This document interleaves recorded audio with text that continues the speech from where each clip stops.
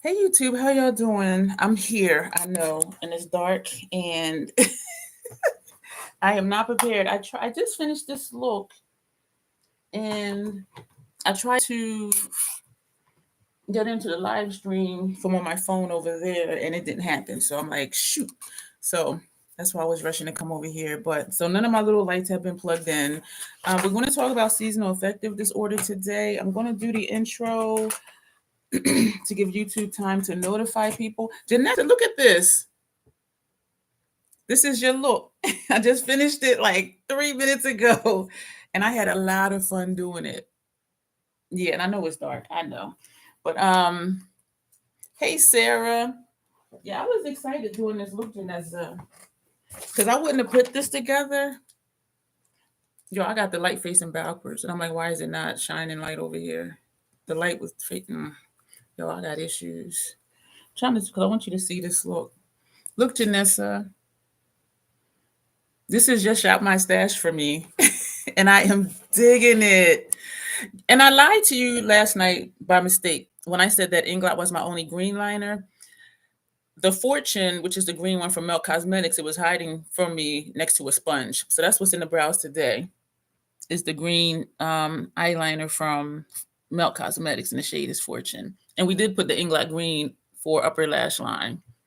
We got a pink lip, a pink blush. This is House Labs Lavender Blonde, and it's described as a light pink purple.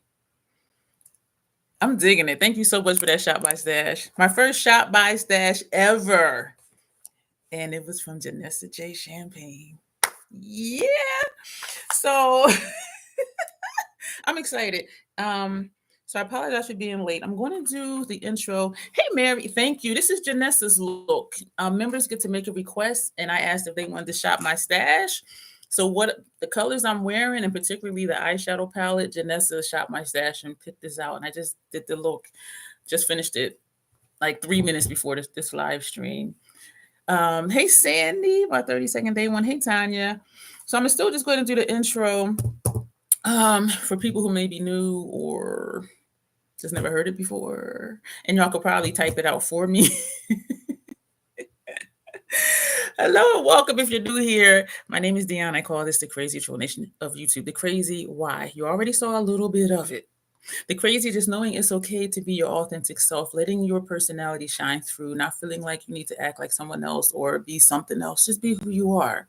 Your people will find you. The troll part is not caring too much about the beauty community standards. You'll hear you must use this brand, use this tool, you have to use this technique. And I'm here to tell you, no, you don't. Try all the things if you want to, but then settle upon what you like best for you because you set the standard for yourself.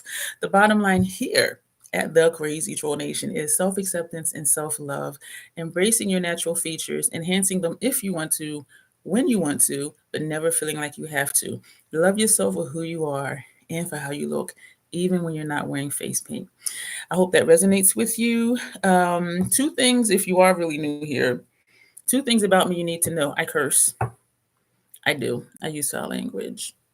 Not as much as Teresa is dead, though. And I know this got loud. I'm sorry. But I do curse.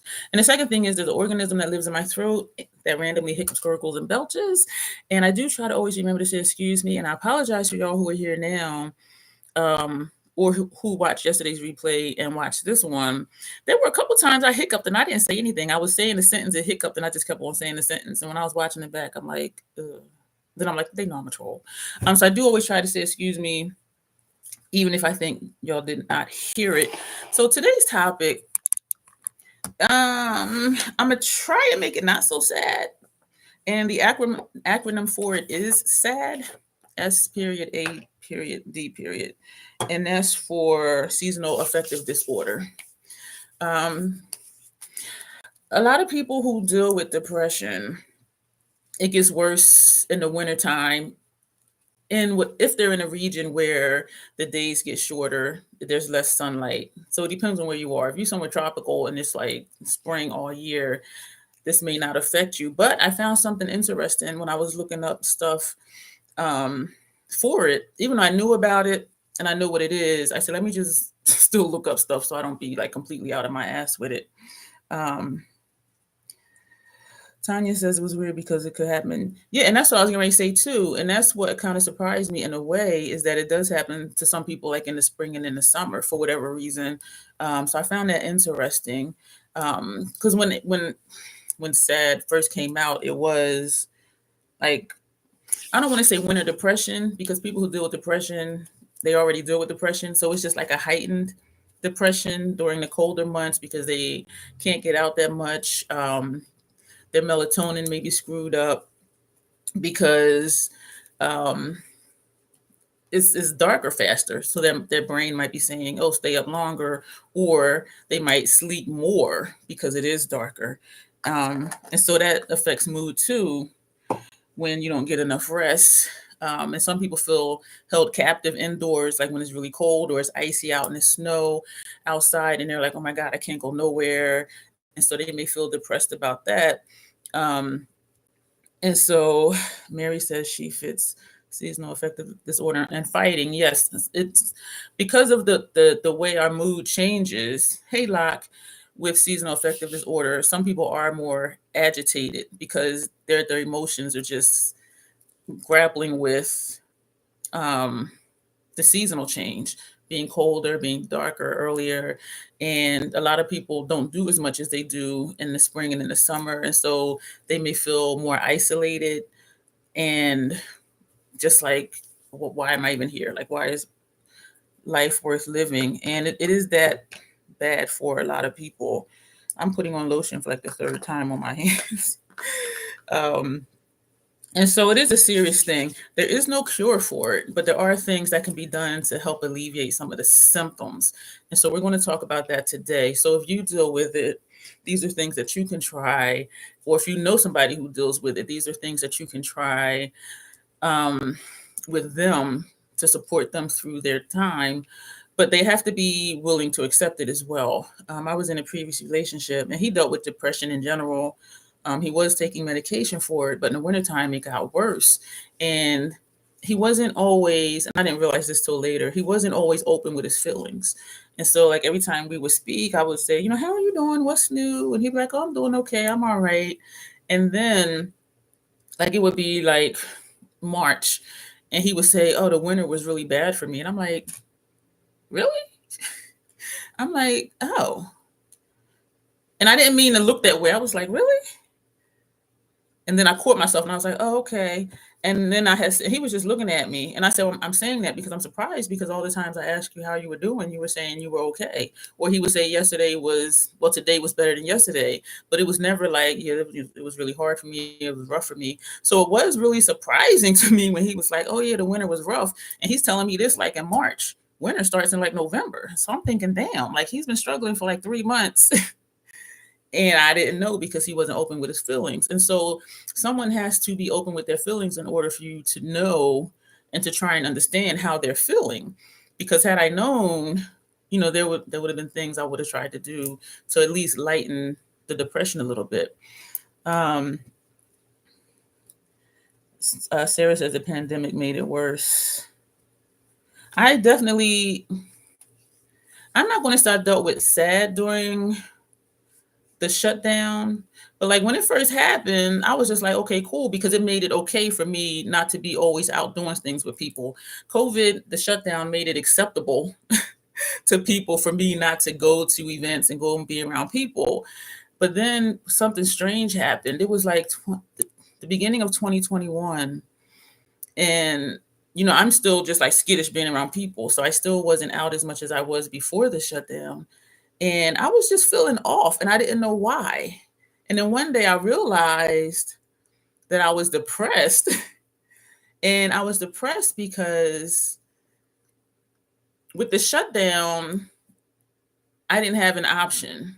Even though I don't go a lot of places anyway, it turned out to be because that option was taken from me and I have to not go places. And that's what was making me feel depressed. Like I don't even have a choice now. I'm just like stuck, even though usually I don't go anywhere. So it was kind of weird. And it was a surprise to me when I figured out that I was dealing with depression behind the shutdown because I'm not that social anyway. So it was just like, yeah. So even sometimes like we can feel a certain way and not know why. And so just to sit back and like analyze ourselves to figure out what it is that we're feeling. And when I realized I was, feeling depressed about it, that helped me because at least I knew what was going on. You know what I mean? Locke says she purchased a light therapy lamp. And he did have a light lamp. That's one of the things that helps. That's helped a lot, she said. This time last year was scary for me with S.A.D. Yeah. And Tanya saying she's glad that it worked for you. And I'm glad it worked for you. I'm sure we are, all of us in here are glad that it worked for you because we're all family in here. Excuse me, Sarah said it didn't bother me, but I know people it did. And they still haven't completely shook back. Yeah, that shut down, y'all. It changed all of us in some kind of way. And even now, like when I go shopping, I go off hours because I'm like, I'm still not wanting to be around people. And it's all the variants. COVID is always going to be here and it's going to keep mutating because that's what viruses do. And so I'm still just like, I'm not trying to be around you. And Janessa says, yeah, sometimes I don't want to do something until I'm told I can't. And that's what it was. I'm like, damn, they done took my choice. They done took my free will away. And so I was really, and what it was is a lot of times we think depression is when you're feeling down, you're feeling sad, you just, you're unmotivated or you're just like, blah. I was pissed off. And that's another symptom of depression that some people don't realize is that you can feel just aggressive or you can feel angry. And all of that, whether you're feeling down, whether you're feeling what they call blue, if you're feeling unmotivated, if you're feeling frustrated, angry, agitated, all of that is our mind trying to process how we're feeling. And so it's not a certain way. It's not a one-way thing. Okay, I'm motivated, I'm depressed. There are so many different feelings that we can go through. And I'm saying we just like in general, like just people in general. And sometimes people don't realize they're depressed, but they're angry all the time. And it's like, why are you always so pissed off? It could be a symptom of their depression, but they don't know. And I am an advocate as a clinician. I am an advocate for therapy. And one thing they would tell us is every therapist has a good therapist. And every conference I would go to, every workshop, every presentation, they would talk about self-care and therapy for therapists and clinicians. Because you know what, y'all, we're people too. And, we help people with their issues all day long. Well, not all day long, but, however many hours a week that we work. But we have to deal with our own shit too. And so they were like, you need to take care of yourself too. And I do talk quite a bit. And actually, one of our other live streams, we're going to talk about self-care. And I thank the members who gave me topic suggestions too. Because 7 days of live streams, I didn't just want to do makeup 7 days in a row, even though I do makeup almost every day anyway. But I wanted it to be something different. And I think it might have been Sandy that was saying, something positive or uplifting or whatever. And so I'm like, you know what, we're going to talk about self-care, S.A.D. and other stuff, and throw a couple looks in there. So I thank y'all for that. My members, y'all, I love y'all. If you're here and you're not a member, look at the perks. You have input into what happens here. And as you see, it is fantastic. So I looked it up just so I wouldn't be talking out my ass because I know what it is, but I'm like, what do so-and-so say? And so I looked up the Mayo Clinic and seasonal affective disorder. Seasonal affective disorder is a type of depression that's related to changes in seasons. Excuse me. Why am I thinking of seasonings? I did cook those shrimps last night with rice, and y'all filmed it, y'all. I did another cooking video, and I don't even really cook, y'all, just like girl. But yeah, it's a type of depression that's related to changes in seasons. And then they went on to talk about like it can happen in the spring and in the summer too. And so I was like, because I don't know anybody that's like down like in the spring or the summer. So I was just kind of like, oh. Sarah says, me too. I avoided people before, and now I have to push myself to go to things I'm interested in because I try to reason myself out of going. Yeah, and Janessa says, yeah, sometimes I don't want to do something. I'm telling you, I read that one. So you're told that you can't. And it was, and even now, if I say, oh, I don't really feel like being around crowds of people, people are like, yeah, I get it. I understand. So it's still acceptable. My sweater's not even. Y'all, this really be fucking with my OCD. Okay. Like y'all think I'm tripping, but I'm being serious. Like it does annoy me. Y'all probably like this girl with that hoodie. And it usually happens the same time every year. Like whenever the season starts, that's when it happens. When the season ends, that's when it's over. And I was thinking of a friend of mine, And I don't know why I didn't think this, tell her it was S.A.D. And she's a social worker. And so we talk sometimes about, clinical stuff. And so the dude that we know, every winter, he just is just like, and that's good that they work for you, Tanya. Yeah, meds, and I advocate for meds. I mean, mine's is where I don't need meds, but my previous partner, like, he needed meds to like regulate his. And there's no shame in it. I'm like, do what you got to do to be the healthiest you. And so every winter, he would just get like, just really agitated and annoyed and just very angry. And so during some point in the winter months, him and his friends, they would just go on an island vacation for like a week, 2 weeks. And when he would come back, he would be a completely new person. And it didn't click till I was preparing for this live stream that he deals with S.A.D. every winter, like clockwork. It's the same thing. And then when he goes away, when he comes back, he's all good. He's all good. And I never connected that till now. Which is weird. And I think I didn't connect it till now because, well, one, because now I'm talking about it. But two, even though excuse me for that nasty troll sniff, I try to be careful not to put on my clinical hat when I'm talking to friends or if I'm out with other people, because that can be exhausting if I'm always on. And sometimes it happens accidentally and I'd be like, okay, wait, let me just stop. But I think that's why, because I never really sat and thought about it. I was just like, oh, well, it's glad that he gets away and comes back and he's better. And I didn't think any more into it. But yeah, that's what it was for him. Is S.A.D. Every winter, like, he's just off the charts. And he goes away and comes back and he's just like, hey. But and so if you're able, to get away, get away. Or even if you know somebody in Arizona, because Arizona this time of year is probably like 70 degrees. October, November is the best time to go to Arizona because it's like 75 and it's a nice cool breeze. So just if you're able to, just go somewhere. If you do deal with S.A.D., it's okay to acknowledge it and to tell people, hey, I'm struggling. Because if people know that you're struggling, if they really care about you, they'll try and help you. Yes, they know it's not a cure for it, but hey, let's go out to lunch today. Or, let me just come over and we, make popcorn and binge watch movies just to have that company.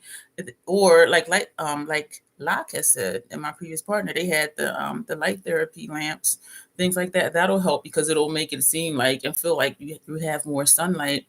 And just being aware of it is one thing. Doing something about it is something else. Too many scaly critters in Arizona. Spiders.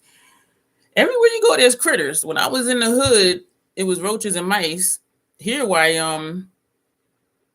it's spiders and stink bugs. Yo, who in here remembers Jerome?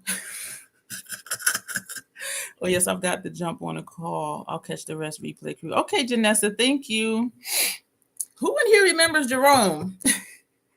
From here in my apartment.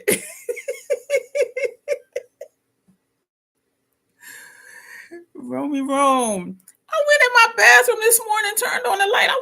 One of his cousins was on the wall. I'm like, oh, hell no. Went and got my spray. So after all that, what was it, like a year ago, y'all? One of his cousins finally showed up and he met the same fate that Jerome met. I sprayed it till it stopped wiggling. I was just like, what the fuck? So anywhere you go, there's some type of critters. When I was in Texas, I saw my first gecko in person. I was like, what's that thing crawling on the floor? I was like, oh shit. And they're all not the same color. This one almost blended in with the tile. So I was like, so it looked like something was moving, but then I couldn't see it. So I thought I was just seeing things. And I'm like, oh, damn, what is that? So I saw my first gecko when I was in Texas. And they have different stuff down there too. What do they call them things? Fire ants. They had those down there. So wherever you go, there's something. There's some type of critter somewhere. But I'd rather deal with spiders and roaches. I tell you that in a heartbeat. Because them things don't die. They multiply. So there are, psychotherapy. You can go to therapy if you deal with S.A.D. Light therapy, of course, which is called phototherapy. And also medications. And so if you're dealing with something, if you're struggling with something, try not to feel ashamed to say, I need help. all of us in the field, we know it's a thing, and people are here to help you. Sarah said no worse than an alligator in the driveway. That was crazy. Bats in your attic, Mary? It'd be squirrels up in the attic. Because sometimes I'll hear like, and I'm like, I know nobody lives up there. It's like the crawl space attic thing. So, and I had went to the office like a couple years ago. They was like, it was probably squirrels. And I'm just like, so it's always something. And we had squirrels in the hood too. But now you have to deal with his neighborhood cats. That's your fault, Tanya. I remember before you were saying you was feeding them. And then you were saying they started coming out of your pocket because they kept coming around more. And I remember you said they was coming to your house and like rubbing against your leg. Because that's when you were doing videos and you were saying that your eyes were really itchy and you thought it was from the cats. Because they would come in and like rub against your legs and stuff. And I was like, girl. So you did that, Tanya. You feed them, they ain't going nowhere. So if you are struggling with something, try not to feel ashamed to ask for help. And sometimes I have a good memory, Tanya. Sometimes not. Like, I'm surprised I remembered that. Maybe because I have an allergy against cats too. Maybe that's why. I don't know. But it can be difficult to admit I'm struggling. It can be hard to say I'm depressed. And for those of us who don't deal with depression, we're just like, what? But yes, it can be hard. It can be hard to say I'm depressed, I'm struggling, I need help. And I am a fan of therapy across the board. Like, even if there's nothing going on, still just go maybe like once every 2 months if it's financially feasible. I'll put it that way. And that way, when something does happen, that door is already open. Because even for me, when I go, he'll be like, when do you want to come back? And I'm like, maybe like 6 weeks, 8 weeks. Because usually there's nothing going on. But then when something comes up, I'll go in. I'm like, you know what? Something happened. He'd be like, oh, what happened? So I'm just like, just cruising through life. But I know that if something does come up, I'll be like, you know what? I have therapy in 3 weeks. I'm going to hold on to that. And then I'll talk about it when I get there. So even just to have therapy in your back pocket, even if you don't go regularly, just be on the books. And so when something does happen and you need it, you don't have to go through the intake process. You got to go through the assessment process. And then you got to wait to get an appointment. You know what I'm saying? So if you already have it set up, it's already there. So just go every once in a while just to keep yourself on the books. And when you need it, you don't have to go through all that preliminary stuff first. That's my suggestion. And so that's why I keep going, because there's really not much that changes in my world. But when something does, I'm like, oh, yeah, I have therapy coming up. I'll talk about it. So I am an advocate for that. And if you deal with S.A.D, try not to just think of it like, oh, it's just the winter blues, because we downplay it sometimes. Or, oh, this is a seasonal funk, I'll be okay. But then it gets worse as the season progresses until the season starts to change. So that's a good at least 3 months that we might be feeling crappy. And we're just like, oh, it's nothing. It is something. And unfortunately, a lot of people don't make it. A lot of people do just give up and go. You know what I'm saying? And so we don't want that to happen. And so just let it be known. And let it be known to someone who you love and you trust, and you know that they really love you and care for your best interest. Because everybody in our life, they're not supportive that way. What do you mean you depressed, girl? Blah, blah, blah. If you know people like that, that's not the one to talk to. But if you have like one of them, I'll call them down and dirty friends. They'll ride high with you and they'll ride low with you. Wherever you are, they be there and support you. No judgment, no shame, nothing. That's the type of person I'm talking about. If you have in your life, when you deal with something, let them know. Because if they're supportive like that, they will support you through it and not make you feel small or belittle you or be like, oh, you tripping. I ain't got nothing to be sad for. No, that's not the person. And so, and I imagine all of us have people in our lives that are on both sides of the fence and some that ride the fence. Talk to your ride or die and be like, I'm struggling. So at least somebody's aware, because sometimes it does help just to let people know. Sometimes it's just a relief to be like, I'm struggling, and to know that they got your back. You know what I'm saying? And again, there is no cure for it. We, as clinicians, we can just treat the symptoms. The phototherapy just treats the symptoms. The medication treats the symptoms. But the underlying reason is still there. It's still dark out and I still feel crappy. But I just feel a little less crappy with the light and with the meds. You know what I mean? But just letting someone know, it can help. And Sarah says that's how she set up with her therapist. Yeah, and they're always just there. You're on the books. If something happened, and he'll always tell me, like, if I say, and he always asks me, like, when you want to come back? And I'm like, 6 weeks, 8 weeks. And he'll say, okay, we'll schedule it. If something happens, call. and we'll get you in. Or he also does it online, but I prefer face-to-face. So he's like, if something comes up, just call me or send a message. And if you can't get in, we'll do it over the internet or we'll do it over the phone. And I've never taken him up on that yet, because really nothing really happens that. And it's ironic that when something does happen, my appointment is always in like 2 or 3 weeks. It's never like, oh my God, and then I don't have therapy for like 2 months. You know what I mean? But yeah, Tanya says you have to use your coping skills you learn from therapy. And that's the thing too, like when we are taught something, to do it. And I'm a hypocrite because I'm gonna show y'all something. I ain't done this. I did this like one time. My knees, when I bend my knees sometimes walking up the steps, or when I sit down to use the bathroom, I could feel like a grinding in my knee. And so I was talking to my primary care physician. I said, put your hand right here, like on my knee. And when I flexed it, he was like, oh yeah, you got it. It's like you could feel something like crinkling inside. And so he gave me this paper. He said, there's nothing we can do to reverse it. But he said, here's some stretches. So it's knee conditioning program stretching exercises. And so he printed it out, gave me this thing to do. And he also demonstrated like how to do the stretches. I think I did these twice. And that was it. And so when you have resources, do as I say and not as I do. Do the damn exercises. And it's been sitting on my desk right there, the same spot, like all this time. And I just be like, And I only did them twice because it hurt. But I know the more I'll do it, the less it should hurt. You know what I'm saying? Because my muscles are very deconditioned, which is what the orthopedic person told me. But so when you have stuff that's given to you to do it. If you're like me and you just don't, talk to that ride or die person in your life and ask them to hold you accountable. And be receptive when they be like, hey, did you do your thing today? Did you plug in your light today? Did you take your medication today? Because if we're irritable, we might be like, don't be fucking asking me if I took my damn meds. No, be receptive to it, because you know deep down that they're really trying to help you and they're trying to support you. Tanya says she can't stand homework, but it is good for us. A friend of mine just had hip replacement surgery. And then like maybe 4 days afterwards, I checked on her. She's like, yeah, I'm getting around better now. And I'm like, damn, you just had your whole hip replaced and you walking around. But they tell you to do that. Walk around, do exercises so your body can get used to having this foreign material in your body in place of the bone. But I was just like, damn. And she was saying she does her therapy at home because she's like, I'm not going to go all the way there and I can just do it at home. And so like she's really been doing it. But she's one of them people. She will do stuff. So, hey, Dawn, were you here before or you just popped in just now? If you were here before, I apologize. I didn't speak to you earlier. But hey, Dawn. And so, yeah, if you have stuff to do, like make sure you do it, or have an accountability partner, like somebody, like when I would ask, dude, how you doing today? Oh, I'm doing fine. And then 3 days later, oh, the winter was really rough for me. And I'm like, what? Like, I didn't know. So what I'm saying is be honest with your feelings too. That's what I'm saying. So seasonal affective disorder symptoms can appear late fall or early winter, and they usually go away when spring starts, when there's more sunlight. And it's less common for S.A.D in the spring and in the summer, but it does happen.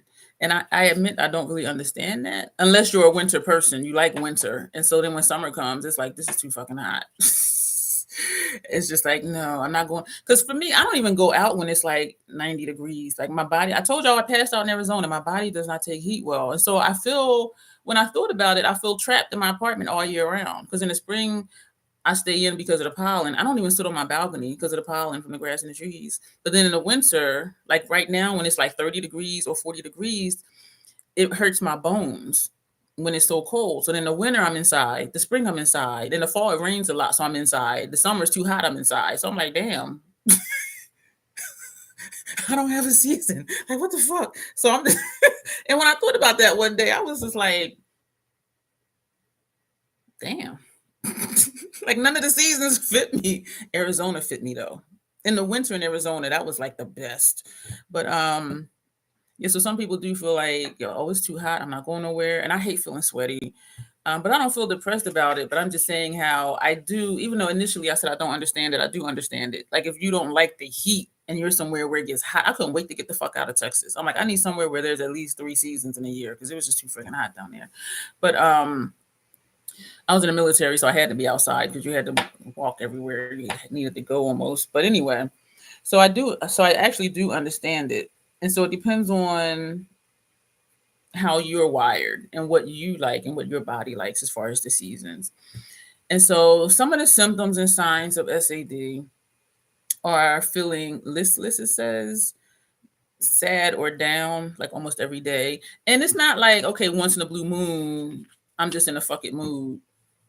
It's like every day you're just like not wanting to get out of bed, you're not wanting to eat, you lose your appetite, you don't want to go anywhere, your phone rings, you don't want to answer the phone, you don't even want to watch TV, you just want to lay in bed all day. Even if you're not sleepy, you just don't want to get out of bed. And this is like just about every day. So that's one of the symptoms. When you have activities that you enjoy that you don't enjoy anymore because you're just unmotivated, that's a sign as well. It's like this, I used to love doing this, and I haven't done that in like 3 weeks. Like, what's going on? And so you lose interest in things that you used to really enjoy doing. Having low energy, feeling sluggish, which for me is when I don't eat, and then I get dizzy, like I did yesterday's live stream. But this is not that. But you're just feeling low energy and you're feeling unmotivated, or you might be like, "Oh, I need to go to the grocery store. I don't feel like going." And then you just get right back in the bed. And it's not a big deal because you don't have an appetite anyway. But if you live with your partner or you have kids or pets, you got to get up and do stuff, but you just don't feel like it. You feel like you don't have any energy. You just want to just lay around and not do anything. And another symptom is you sleep too much. What sleep too much is relative. Sleep too much for each person depends on how much you normally sleep. If you're sleeping, a lot more than you usually do, that could be a symptom. So even if in your mind you're feeling like, you know what, I'm fine, I'm cool, but as I'm going through this list and you're like, oh damn, I fit like 5 of those things. Because sometimes we can be depressed and not realize it. We haven't put a name to it. You know what I mean? And so the bottom line is to really be aware of how you're feeling and how you're um, making it through day by day. If you're the type who every weekend you going out hanging with friends and then all of a sudden it's like, damn, I ain't been out to see friends in a month. Why is that? It might be because you're depressed and you don't feel like you have the energy to go, or you just don't want to be bothered. You don't want to leave home. You don't want to get out of bed. And so just being able to identify that something in your daily life has changed, that something has changed. Tanya says, girl, I would text a family. I'm trying to read this. I would have text to my family not to contact me unless it was an emergency for about a month. I just couldn't deal with people, their lives and their problems. And sometimes we get that way too. And then I want to feel bad about it, but I don't. when and I've kind of mentioned this before, where I'm that person where somebody going through something, they contact me because they know I'm the dependable one, I'm the reliable one, I'm the supportive one, and they only contact me when they want something. And even if it's just my support or my encouragement, and it pisses me off because I'm like, where are you the rest of the time, or where are you when I'm struggling? You know what I'm saying? And so that's what I was talking about earlier with having supportive people in your life, that they're just there, good, bad, or indifferent. They got you. They'll call you out on your shit and they'll hug you when you're having a bad day. Somebody that's just always there for you regardless. And for my life, it's been the opposite for the most part. And that's why over the last few years, I've been backing away from people because I'm like, I need to set boundaries for myself and not just let people use me for their support, but then where are they when I need support? Because I do think friendships should be reciprocal. And sometimes they're just using you. And so I had to make that change. But so I get what you're saying, Tanya. And also I realized too, if I don't hear from somebody for like a month, 2 months, 3 months, 4 months, and then they text me, "Hey girl, how you doing?" I'm like, "I'm good. How are you?" "Oh girl, I just had, I was in a car accident last week, and I had to go for X-rays for my back." So really, they were contacting me because they wanted to tell me about all their bad stuff. So it was a pretense. "Hey, how are you, Dion?" "Oh, I'm good. How are you?" "Oh girl, let me tell you." And I'm like, they didn't even call to check on me. They called because they wanted to vent or talk about their shit. But where were they the last 3-4 months? You know what I'm saying? And so I get what you're saying. Um, and it is hard for me to really let go. Because I told y'all, even with dude, part of me wanted to reach out because I know he's struggling. But then I'm like, no, I got to maintain my boundaries because I know he's just a user. And so even though it was hard for me, I'm like, I'm not. And I'm not going to make it easy. And I have not heard back from him since the last time. He was like, oh, can you call? And I got up late, and I'm like, well, not right now. So I just woke up, and it was like 10:30 at night. But I appreciate that. I was reading a text. So it's up for us to determine like where people are in our life. Are they there to support us, or do they just come around when they want support and they mask it as, hey, how you doing? I wanted to check on you. I was thinking about you. But then after you get through, I'm cool, how you, the next 20 minutes is them just spitting out all the drama in their life. And then it's just like, you got me this time, but next time I ain't answering. Or I'll wait like 2 or 3 days and then answer, because it's hard to judge sometimes. But then it also goes to how well do you know that person, and realizing that pattern of behavior. And speaking of patterns of behavior from people that come around just for your support, but they're not around for you, also recognize your own patterns of behavior. Like if you realize, like I was saying earlier, you go out, hang out with friends, every weekend, and then you think about it like, damn, I ain't seen my friends in like a month. Or if they're calling you and you don't answer because you're feeling down, you're feeling sad, you don't have any motivation, you have low energy, you want to stay in bed all day, those are all symptoms. And so not only recognizing patterns in other people that are close to you in your life, but also recognizing your own patterns and being honest with yourself. Oh, I ain't want to go because they going to this bar I don't like. It ain't because of the bar you don't like. You just don't want to leave home. Being honest with yourself. And it can be hard to do because even though us trolls are fucking awesome, we still have issues. We still have our own shit to deal with. And we need to be honest with that. And if you have a good therapist, they will call you on your shit. And here's the thing, if you're in therapy, I'm thinking about that rant that I did on unsolicited advice in the video I did on why not to do YouTube videos. As clinicians, my training was not to give unsolicited advice. And even if your client tells you like all of this stuff, not to be like, oh, well, what you should do. No, we were taught to just listen and then ask them, what would you like? Would you like my advice? Would you like my suggestions? Do you just want me to listen? Do you just want to vent? And then they tell us, well, I would like your advice. I would like your suggestions. Or they'll say, I just want to vent. Because sometimes it does help just to get stuff out. Just to get stuff out. And so that's what pissed me off with that situation. But anyway, that's what I would do. And when I mentor people, if they're saying, oh, such and such happened, blah, blah, blah, blah, blah, I'll just listen and I'll say, what would you like from me right now? Do you just want me to just listen, or do you want my suggestions? They're like, oh, no, I want your suggestions. And then I'll say what my suggestions are. And so me knowing that, every therapist that I've had, and it's only been, I think, 3 over like the last 20 years, I would tell them, I would say, I know how it is. So I'm giving you blanket consent to always give me your advice, to always give me your suggestions, and to always call me out when my shit is stinky. And both of them said, all 3 of them have said, I appreciate you saying that. And so when something's happening, my therapist now, he'll be like, he'll just sit and listen. And then I'll say whatever. And then I'll just sit back. When I'm done, I'll sit back. And then he'll be like, well, and then I tell him, thank you for saying that. And so depending on how your therapist rolls, they may automatically be like, hey, well, what I think you should do is, or they may not. And if you realize that your therapist is kind of like chilling, hanging back, let them know you have blanket consent to always give me your advice, to always give me your suggestions, to always call me out when I'm the issue. Because it's not always somebody else. Sometimes it is us. And so that's a tidbit for you if you are in therapy.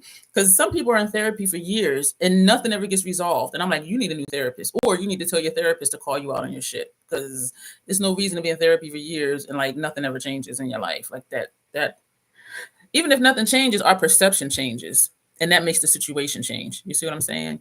And so every therapist is not a good fit for you. Every client is not a good fit for me. And I do an assessment because I'm like, I need to see that we're a good fit for each other. Because some people don't want to be called out on their shit. Don't come to me if you don't. Because eventually I'm going to be like, can I tell you what I'm thinking right now? And they'll say, yeah. And I'm like, and they're just like, oh shit. Yeah, you have to want help if you're coming to see me, because I don't want to waste anybody's time. I don't want to waste their time. I don't want to waste my time. And even though the money is good, I don't want to just take your money and not help you. I don't roll that way. And so be honest with yourself and be honest with other people, and let your therapist know you can always tell me how you really feel about what's going on. Because sometimes it is us. If you don't want to go anywhere and you haven't seen your friends in a month and you see them every weekend, that's something you need to change, especially if they're contacting you and you're not answering your phone or replying to texts or messages. And so, that's a us thing. And it is hard when we're dealing with depression, if we're dealing with S.A.D, if we're feeling down, because we really may not want to deal with people, but we need to know that. And even if to say, hey, this is what I go through, because this other person on their profile, they had that they need a lot of downtime. So, and they had this on their profile, and I appreciated it. They said there's times I just need a lot of downtime. So if I disappear for 2 weeks, it's not you. I just need time to just, be with myself. And I appreciated that. And that made me hyper aware of not being like, hey, what are you doing tomorrow night? And I'm just like, I'll just wait. I'll just chill and wait. Because maybe they're in that zone or whatever. And so if you know that about you, let people know. Sarah says, I work in mental health, so I learned what to look for when searching for a therapist that worked for me. Yup. Yeah. When you work in mental health. Yes, the thing. And then I don't know if everybody, I know everybody's not trained the same. I can say that. But yes, it's important to be a good fit. Because if you just want somebody just to listen to you, that can be somebody in your life. You don't have to pay somebody for that. You know what I'm saying? And so also if you're, oh my gosh, experiencing carbohydrate cravings. Isn't that every time that we want potato chips though? But then it says overeating and weight gain. And that's one of the questions that they'll ask you. Have you experienced like unintentional weight gain or weight loss recently? That's what that question is about, to try to see where your mental health is at that time. And if it is, and it's like, oh shit, like I didn't realize I just gained like 20 pounds. True story. My second marriage, I reached my highest weight ever, which was 220. And I hate my this is my master's picture. My doctorate picture is over there. I look like a friggin' bowling ball. And nobody told me, hey, Alicia, nobody told me I was that round. And I realized that like the last half of my marriage, I was just depressed and I was eating a lot. I had never been 220 in my life. And I was just like, what the hell? And I didn't realize it till I lost weight. And then my dad pissed me off. Because when I lost weight, he was like, oh, baby girl, I'm glad you lost that weight because I was worried about you. I'm like, what do you mean? He said, when you gained all that weight, I was concerned about your health. I said, Dad, if you was that concerned, why you didn't say that at the time? Because like, what if I would have got sick and died and because you never said you were concerned? So that kind of pissed me off. If you're concerned, and that's just me, you might be cool with that, but if you're concerned about my welfare, my physical health, freaking tell me that. Because even if I say you tripping, I will really think about it. I was a fucking bowling ball. And nobody ain't tell me, hey, Melissa, until I lost weight. And he's like, oh my gosh, I'm glad you did. I was so concerned. I was worried about your health and your physical health. And I'm like, were you really though? Yeah, so that pissed me off. But anyway, so if you're unintentionally gaining a lot of weight because you're overeating or losing a lot of weight because you're not eating enough, that can be a sign and a symptom of depression. And I didn't realize that until like later, because another true story, y'all. My blood pressure was super high. And after I left, I had a follow-up, because my follow-up with my primary is every 6 months. And it was a different primary than the one I have now, but it was still, my primary at that time. And so when I went in, my blood pressure was low. And she said, oh my gosh, your blood pressure is really low. Whatever you're doing, keep doing it. I said, I left my husband. And she went, I said, no, it's a good thing, apparently, because you see my numbers came down. And she was like, she was like, oh. I said, apparently it's a good thing, like you see the numbers. So that was funny to me that I was just stressed. It was just a trip. But I think I might do a video on what I learned from being married. I think I might do a video for that. And if I do, it's gonna be a live stream, but not for this week though. This will be like later. But I think that'll be like an interesting topic. I just now realized I've been giving y'all a lot of tidbits into my life. Just now realized that, like personal tidbit shit. So if you're overeating, you're undereating, you're gaining weight unintentionally, you're losing weight unintentionally. Because when you overeat like on a consistent basis, that weight will come on quick. Because I looked up one day, I was 220. I was like, what? Wait a minute. I was like 209 like last week. How am I 220 this week? But it was more time than that. But it happens quick. And usually when people lose weight really fast, it does happen really fast. But that can be a sign or a symptom. Like once you realize, like, damn, I ain't never weighed this much before. Like, what happened? Then you start thinking about it. Oh, I've been eating like extra food like every day or almost every day. Also, a symptom could be lack of concentration or difficulty concentrating, and easier to gain and harder. Absolutely, lot, especially if you're naturally chunky. Because yeah, when I was in high school, I wore a size 10. I was never small.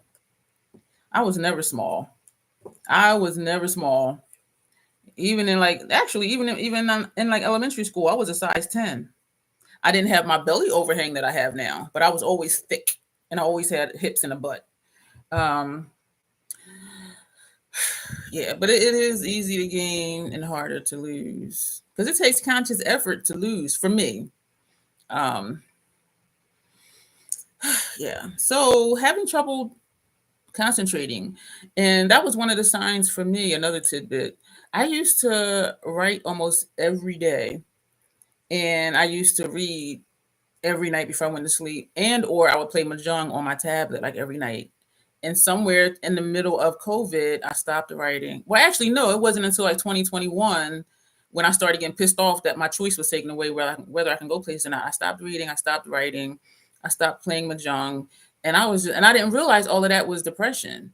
And those were things I enjoyed doing all the time. People be like, "What do you do 2 in the morning?" I'm working on my book. I'm working on this. I'm doing that. And then it was like, "Oh, what are you working on at night?" I'm like, "I'm watching TV." And so looking back, and even my therapist was like, "You might be dealing with some depression right now." It can affect any age, Mary. Yes. Yes, it can act any age. Tanya says she would like to blame her thyroid and meds for her weight gain. Sometimes medications do that. And also thyroid too can make your weight go up and down. But definitely meds can do it. And some meds can make you lose, well, not make you, but the symptom might be weight loss. And some unintentionally, it does something to your system and you gain weight. Because I know somebody like that. She used to always be thin. All of a sudden she blew up. And I'm like, what happened? And she was like, oh, my doctor put me on such and such and such. I'm like, oh, damn. But yeah, so having difficulty concentrating. And I remember telling my therapist, I said, I sit and try and read a book. I can't get through like 2 sentences because I wasn't able to focus. And he was like, you might be depressed. And he said, I think you are. And I'm like, really? And so we talked about it. And I'm like, damn, you're right. I wasn't reading. I wasn't doing any writing anymore. And I wasn't playing mahjong anymore. And so when I started doing those things again, he was like, I'm glad you're doing that. Yeah. And feeling hopeless, feeling worthless, feeling guilty. Because sometimes if we always want to go places and do things and then we don't, and we get invitations and we don't want to go, then we feel guilty because we said no. You know what I mean? And so, or we feel worthless. We don't get invitations anymore. Or we have friends who aren't supportive. So it's like, damn, like nobody cares about me. I'm unlovable. Let me tell you something. You are lovable. Remember that video, that first one we did for Vlogmas? Not Vlogmas, the 7 live streams in a row. You are amazing. That's why we did that first. So I want y'all to keep remembering that. And if you need to go back and watch that and read the comments, do that. But all of us are amazing. Sometimes we just have those times when we need to be reminded that we're amazing. And that's what that video was about. Alicia says she got up to 390 before pregnancy and after baby 135. Damn, girl, you lost over 200. Woo. Everybody clap for Alicia. That's a lot. That's good, girl. Y'all put some claps in there for her. That's amazing. Mary says, I'm 71. You would think I would have it figured out by now. You know what? Life, because once we do figure out something else going to come along. That's just how life is. The only constant in life is change. You getting some claps, Alicia, and dances. Look at that. Woohoo! Says Lot. The only constant in life is change. We can figure everything out, and then something else happens. Then we got to figure that out, and then something else happens. We figure that out, and then something else happens. So we just keep going around in this circle called life. But the key thing is once we figure that out, if we can do that, whatever live stream it was like if we can. What was we talking about? But I remember saying that, look in the mirror and tell yourself that you love yourself, that you like yourself, and tell yourself, if I done been through all that shit before, I know I can damn well get through this shit right here. So just knowing that we're going to be okay. Press on, says Sarah. And I just thought of that gospel song, pressing on, we're pressing on. I'm not going to sing it because my tone is off right now and I can feel it in my throat. But yeah, just press, just keep going. I tell people, if you're going through, keep going. Listen to that. If you're going through, keep going. Don't stop. Don't allow yourself to get stuck. If you're going through, keep going. There is an exit somewhere. And so don't give up on yourself. Just keep going. And then from not exercising, says Alicia, from not being able to eat now, I'm back to 215. But you know what? You ain't at that 390. That's good, though. And the thing also, too, is being aware of those things. Excuse me, Locke says this too shall pass, and it will. And it may not, we may not get the outcome that we want, but there will be an outcome. I will say that. And the way life is, we learn to just deal with stuff. And we talked about that before briefly because the video wasn't about it. But when we were talking about politics and the way shit is happening, it's like we done been through worse as a nation. We'll get through this, whatever the next 4 years are, or more, because he's saying we won't have to vote ever again. So he's just trying to be a dictator and we'll never have another election. But excuse me, if we really think about our life, we've been through some shit. And if we can get through that, we damn sure can get through this. You know what I'm saying? So sometimes we have to remind ourselves sometimes of how amazing we are and how strong we are, even when we don't feel like it. I don't feel like getting up. I don't feel like eating. I don't feel like going nowhere. I don't have no motivation. But you know what? It's going to be all right. One of these days coming up, it's going to be all right. Mary says that shit can be heavy. I keep going. Yes, keep going. If you're going through, keep going. Don't stop. Just keep going. There's an exit somewhere. And Alicia said, yeah, that trash right there. Yeah, you got to just keep on going and make sure that your support system is really a support system and not just people that contact you. How you doing? Oh, I'm good. How are you? And then they spill all their shit for 20 minutes. You ain't called me for me. You called me for you. Get the fuck out of here. And I don't feel bad saying that. And the thing is, though, maybe I should, because I don't think people realize that they do that. Some people, I don't think they realize that they do that. And I get it. You're not feeling well. And so you're like, oh, I just want company. I want to talk to somebody. But if it's somebody you haven't spoken to in like a month or 2 months, I'm going to be like, why are you calling me now? Like, what? And they don't realize that. But I understand it, but it's still just kind of fucked up because it's selfish. But they don't realize it at the time. And if you're that person, just be aware. Just be aware. And there's times when if I'm having like a really, really, really bad day, like a really, really bad day, because y'all know with me, every day is something. My disability, I'm in pain somewhere in my body every friggin' day. Y'all know I'm prone to migraines and just other shit be happening. And so if I'm having like a worse day than my usual bad day, that sounds crazy, don't it? A worse day, a day worse than my usual bad day. Actually, my bad day is average because it is what it is. But if I am really feeling lonely, I'll text somebody and be like, hey, I'm having a bad day. Can I call you? And we talk about it. And they'll say, yeah. And that's what you do. Don't just call somebody out the blue. Like, be like, hey, this is what's going on. Can I call you? Because then they already know, okay, they want to call me because they're dealing with something. And I've never had anybody tell me no. And also, I'm a texter. I don't like to talk on the phone. I don't like to talk on the phone. And so if I text someone that's close to me and I say, hey, are you available for a phone call? They always say yes. Because they know if I'm asking for a phone call, they know something happened. That's one thing people know about me. If I'm saying, can I call you?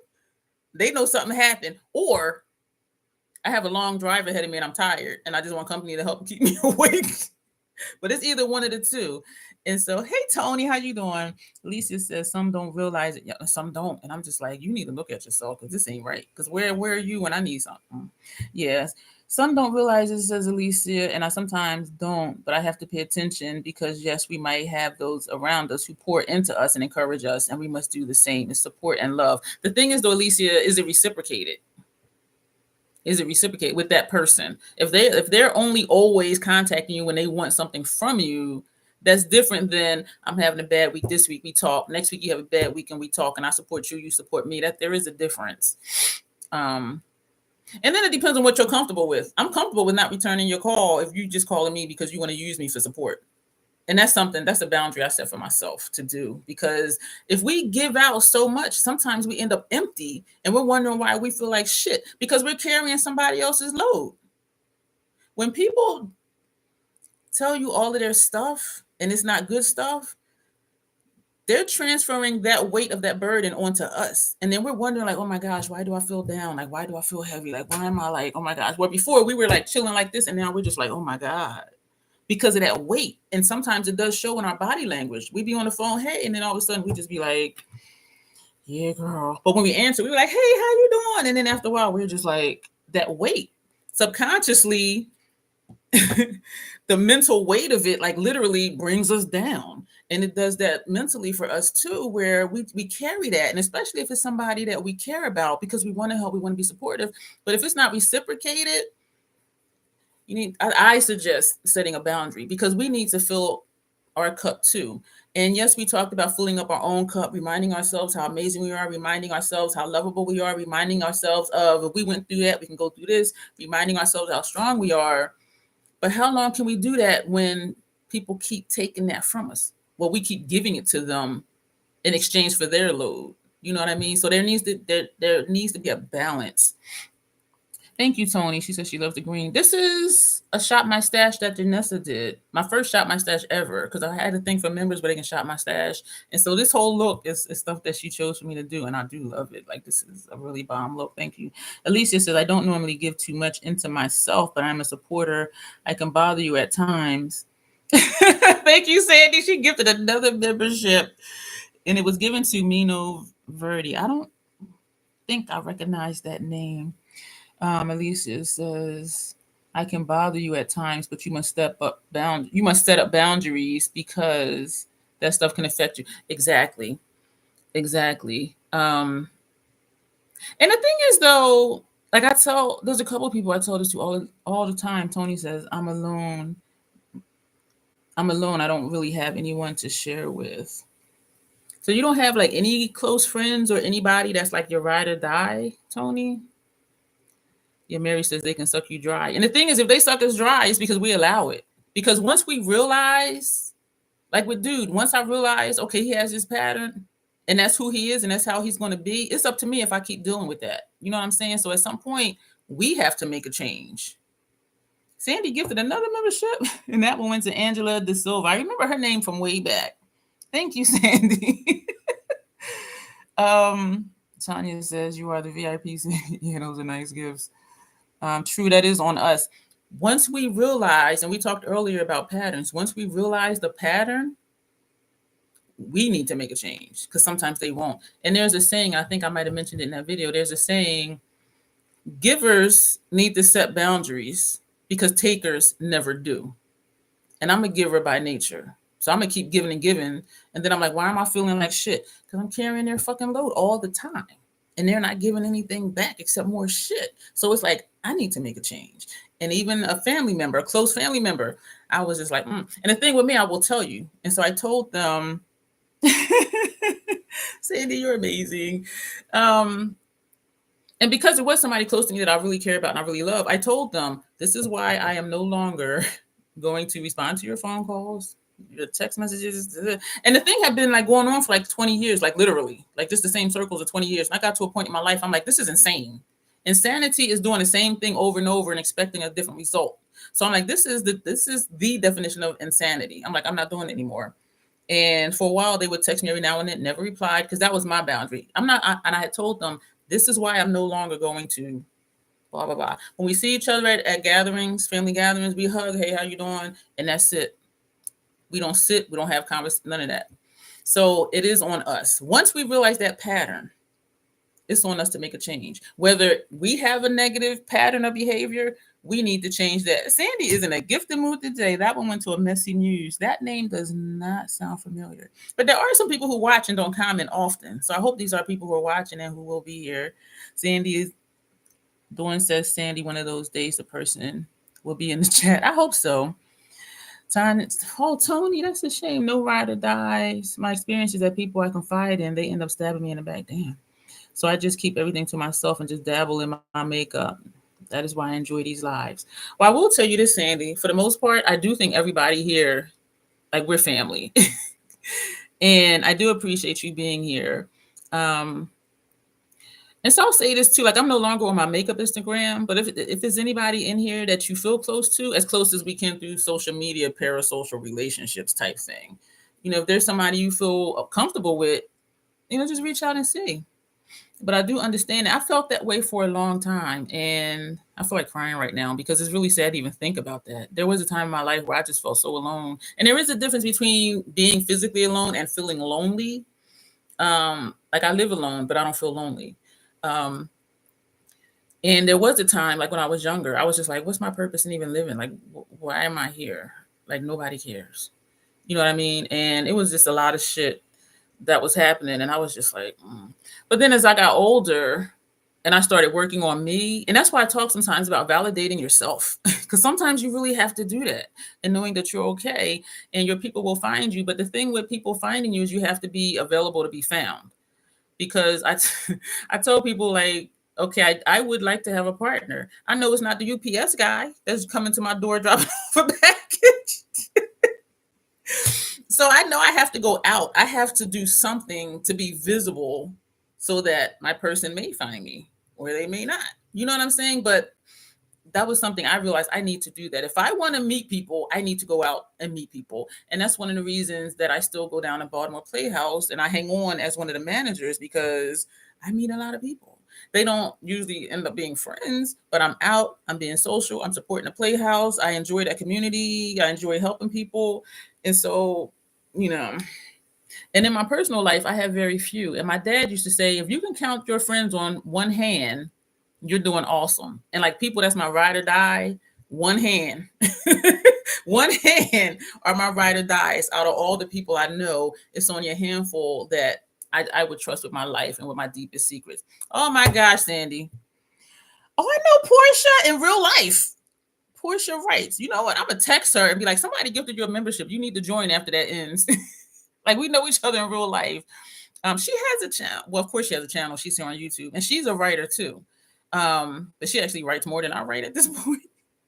Yeah, she's really cool. Yeah, I'm going to make a note. I'm going to make a note to text her and tell her she needs to start coming to my live streams. And I'm going to tell her to join. Contact Portia. That is so cool that I actually know her in real friggin' life. Wow. Yeah, and we I'm not gonna tell her business, but I'll just say she's disabled too. So we commiserate every now and then on our issues. Oh my gosh. Where are we at? Sometimes you got to create your family, and that's what they call chosen family. Like, people you like Dylan. I'm like, he's one of my chosen family brothers. Like, you just meet somebody, and just through time and circumstance, y'all just become ride or dies. And it's like, when did this happen? I don't know, but I love you like a brother. I love you like a sister. Hey fam, what's up? What's happening? And it just happens. But I would have never met him. We wouldn't have met if I wasn't out to be seen. You know what I'm saying? Tanya says, secret Santa, Sandy. Sarah says, I no longer have any, but I've made some great connections on YouTube, and I know they're genuinely here for me. And that's the thing, because I tell people, oh my goodness, Sandy, she done gifted another one. Now, that went to Sunsaray. Maybe she'll join afterwards. That is awesome. What was I saying? Sometimes it works out that we, through parasocial relationships, we do actually like connect with people, and sometimes it's just kind of loose, like, yeah, we over here. And then sometimes it is like And it's amazing when that happens. It really is, because it's just like, I never met this person. And it's just like, wow, like they're so cool. And that's what I like about meeting people in person from social media. Because sometimes it does really click and it sticks, and then sometimes it doesn't. It's just like, okay, their videos, then this they different. And that's what was so cool about meeting Lynette, was she had put on her Instagram, she said, Dion is as cool in person as she is in her videos. And that felt good to me, because I know I always say, like, this is who I am, but don't everybody on YouTube say that? And then you meet them and it's like, ew. No, they fronting. That ain't, no. This must be their doppelganger, because this person in front of me is not the one I see on the screen. But it is cool when that happens. But we do have to put ourselves out there while being cautious. And it's sad to say that, because, everybody doesn't have our best interests at heart. And it takes time to build that connection too, where it's like, yeah, this is my ride or die. We never met in person, but I know they got my back. You know what I mean? I'm just reading comments. Yeah, there's very few people in my life, and it is probably less than a handful, probably less than 5 people, like in my personal in-person life, that I know whatever happens, they're there for me, good, bad, or indifferent. And it is hard to find people to accept you for who they are. And that's the reason why I love chosen family, because there are people who meet you and they just accept you for who they are, versus biological family. Excuse me. They have these expectations that you should be this way or you should be that way. And I'm like, I grew up though. Like, I'm not that little kid no more. So don't treat me like that. And so for me, biological family, for the most part, no, I'm not even gonna say no. It's iffy. Because there are a few biological family members, like, we do actually just talk, but most, it's just superficial stuff. And it's because I'm not going to put myself out there for you when I know you're going to criticize me, you're going to put me down, you're going to make excuses. So it's like, why bother to even tell you anything? And so it is only a few family members that we do actually get down and dirty and talk, because they just have these unrealistic expectations based on who you were before. They don't acknowledge that you've changed and you've grown. You know what I mean? And so, and that could be sad too. Like, well, damn, I don't even rock with family like that. But it is very few family members that we really just rock hard. But chosen family is the bomb. Melissa says biological family is overrated. And that's what that again is why I love chosen family. It's like you just bond with somebody, and it's like you choose each other. You choose to just trust each other, love each other, be there for each other, support each other, good, bad, or indifferent. And it's a choice, because they're not by blood. So it's like, who are you? No, and my chosen family is, I'm closer in heart to them than my biological family. Like, seriously, because they just accept me for who I am, for the good and the bad and the indifferent. And y'all have seen me through all those, the goods, bads, and the indifference. And so to come across people who accept all of that, that's amazing. And so I do hope for you, Tony, that you do connect with someone. But as I said, for me, I had to like physically go places and be out, because otherwise, how are they going to find me? How am I going to find them, type of thing? So that was something I had to work on too, was being out and trying to be social, because I don't feel like I'm a social person. And so I had to like learn to just like at least act social and be like, okay, I'm here for 2 hours. I could be social for 2 hours. Like I was saying, when I go to somebody's house, if it's not comfortable, I'm like, I'm only here for 2 hours, or I'm only here for 3 days. So I go places and I'm like, okay, I'm only here until such and such time. I could hold on until, because I know when the end is coming. And I'm laughing because it sounds like, damn. I'm like, that's how it really is. And even family gatherings, I'm just like, yeah, I'm gonna eat and then chit chat a couple hours afterwards, and I'm leaving. I'm going back home. And Tanya says that's why she likes therapy, because they don't have certain expectations of me. Right. Yeah. And Sandy says, I'm very lucky to have 4 amazing sisters. That is amazing. Oh my gosh, Sandy. Mary says she agree on family relationships. Melissa says, still here listening while cleaning, eating ice cream from the carton. Is it like a big carton or like a little tiny pint carton, though? That's the thing, Melissa. If you don't get dishes out, it's less calories. When I buy Talenti's, it comes in a pint container. The ones that y'all saw the pasta sauce in, I will eat those.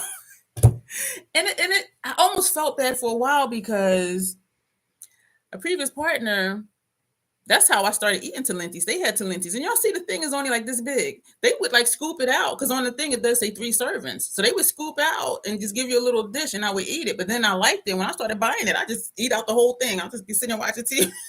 I eat the whole thing. This is just big, not a giant bucket, but it's a nice size. I ain't even mad at you because I would eat that whole bite. It says 3 servings. I eat the whole damn thing. And Lisa says she don't like crowds for a long time.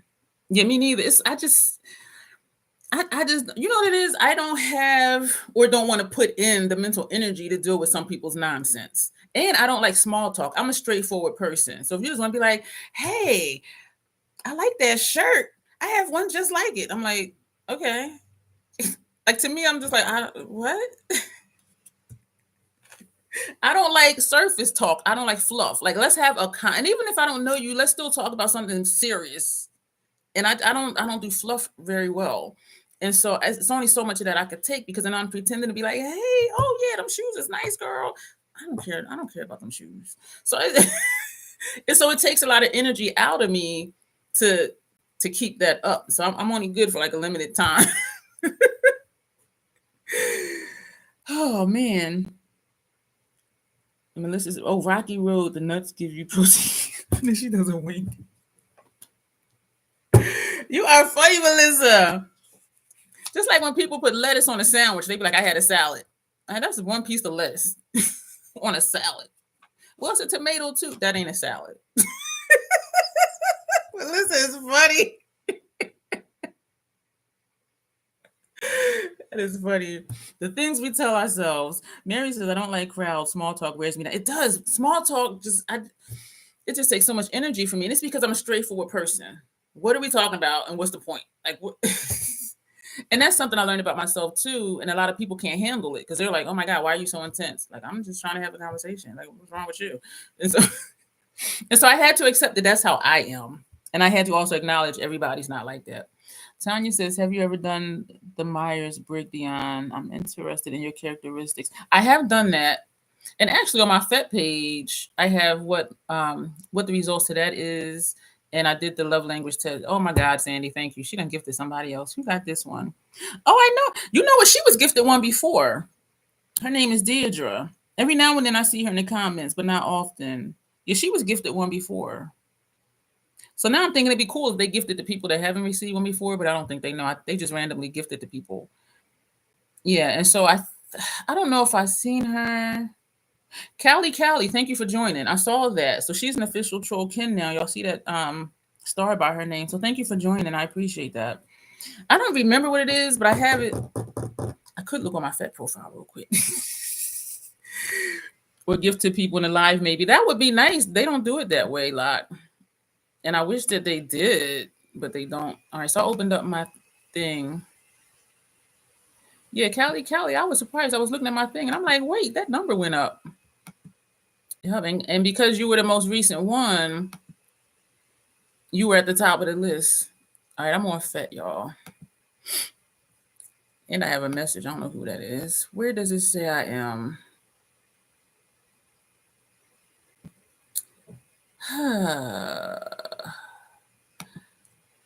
Personality type. Sandy is on a roll. Thank you. This one went to Gwendolyn Campbell. She's been here before. I am familiar with her. My personality type is ISFJ-A. The defender, it says. My role is sentinel. My strategy is confident individualism. Does that sound like me or what, y'all? Oh my God. The defender. My role is a sentinel. And sentinels are the ones that guard shit. His strategy is confident individualism. Oh my God. How did that thing know I was a troll? Like, what the, like, that's really what it says. Oh my God. I haven't looked at this in a long time. Introverted, 65%, observant, 76%, feeling, 61%, judging, 92%, assertive, 90%. I don't think I'm assertive, but I can see, I don't think I am, but I know that I am because y'all know how I am. It's just a way about me where we're going to get shit done. What we need to do, we're going to get this done. Oh my gosh. And judging is not always a bad thing, because even being clinical, we have to figure out what's what. And so you do have to judge stuff, and then figuring out where people are and all of that. This is interesting. 90%, 92% judging. Judging individuals are decisive, thorough, and highly organized. Oh my God. I really am. I already know I'm all those things. They value clarity, predictability, and closure, preferring structure and planning to spontaneity. Oh my word. Yeah, Tanya, judgment is the discerning. Oh my God. I haven't looked at this in years. When did I do this? I did this back in October 3rd, 2018. Oh my God. And then at the bottom, I put TR semicolon DR, which is too long, TL semicolon DR, which is too long, didn't read. I'm an awesome person. This is funny. Like this. And now I'm doing gifting. What y'all gonna have a contest? We're not gonna have a begging contest. We're gonna have a membership. Who wanna give the most membership contest? And that went to Heather Van Netter. I've seen her in here before. Oh my gosh. I like though that it's people I've heard of and that have been here before. Damn, like this. Oh my God. Wow. Wow. I did that in 2018. All right, let me close out this window. Oh my gosh, y'all. That is funny reading that. Dawn says she can't go crazy like Sandy though. Yeah, Sandy be on a roll. I appreciate that, y'all. I really do. So, and also, we went way off track. Early Christmas gifts, Dion. Thank you, Sandy. So another symptom is, and we kind of touched on it when I said some people don't just want to be here. That is one of the symptoms, is where they don't want to live anymore. And so we're just going to keep that part short because we did kind of touch on it, and that's a really heavy one. So we're not going to go that deep. I know Heather from another channel. Sandy and Dawn are making it rain. It's a lot. And so fall and winter S.A.D, oversleeping. And y'all know what? I've been sleeping a lot. Even though I wake up every 90 minutes or so, I do go right back to sleep. But then I feel okay though. Like I don't feel down or unmotivated. Appetite changes, weight gain. I haven't gained weight. Actually, I've been losing weight. Not a lot. I think I lost like 3 pounds in the last 2 weeks. Tired or low energy. Yeah, so those are some of the symptoms for winter onset S.A.D.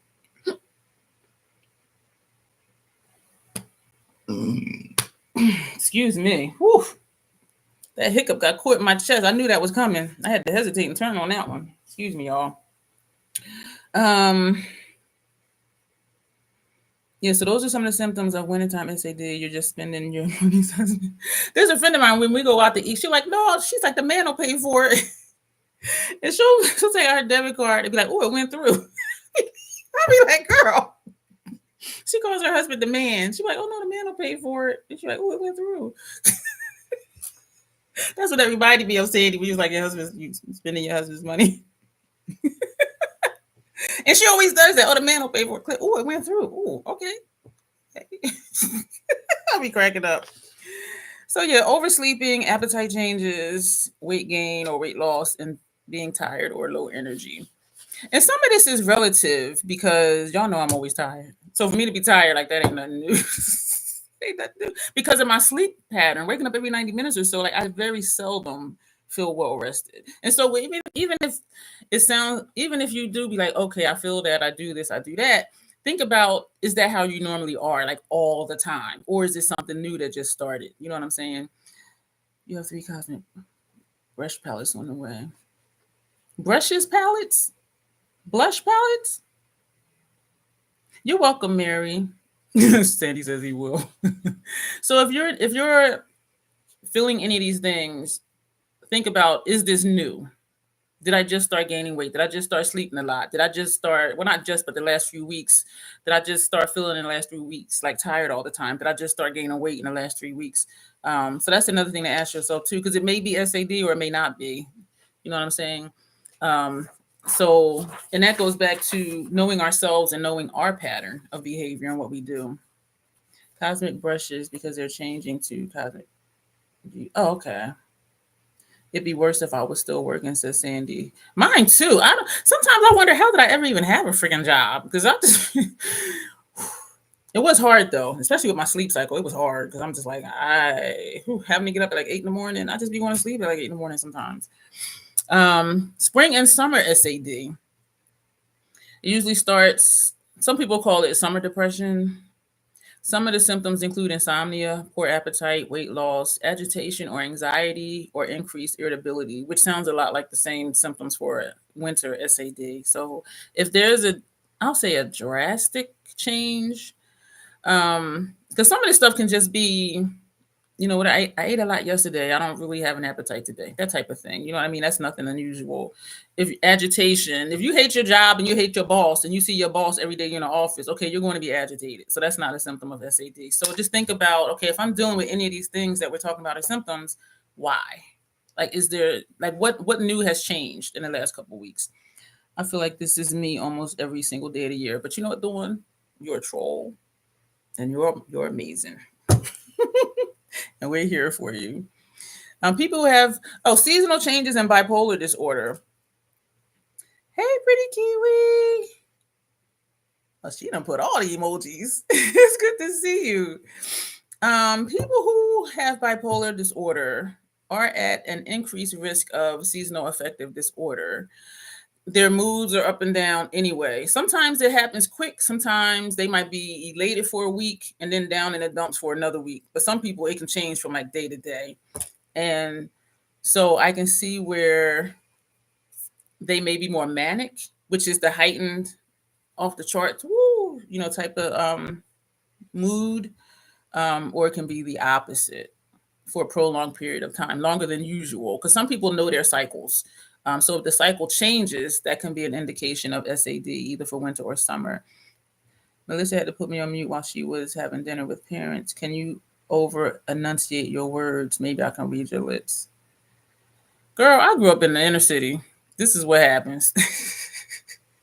So you want me to talk like this so you can read my lips?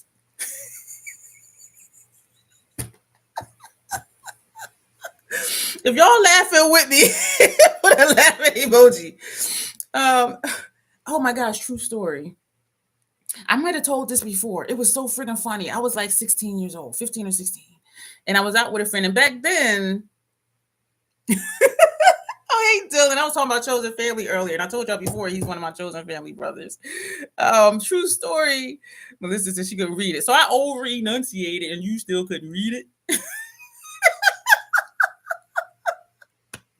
Oh my gosh, I had a blood transfusion? No, I'm glad you're still here. Like, seriously. Remember George W. Read my lips. This is the one.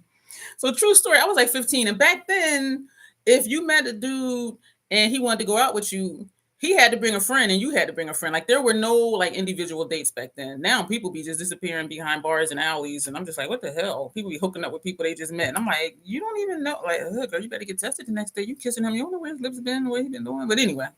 So back then, everything was a double date.